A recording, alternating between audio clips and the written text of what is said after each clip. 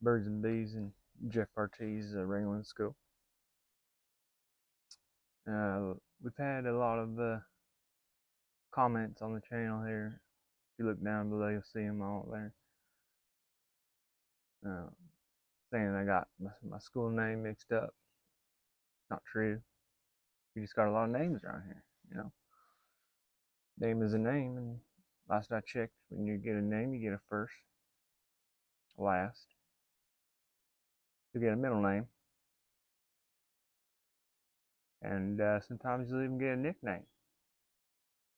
Not gonna go into the nicknames that we've had here in Wet Street Wrangling School, comma slash, aka formerly known as uh, Birds and Bees Jeff Bart's Wrangling School, Jeff Bart's.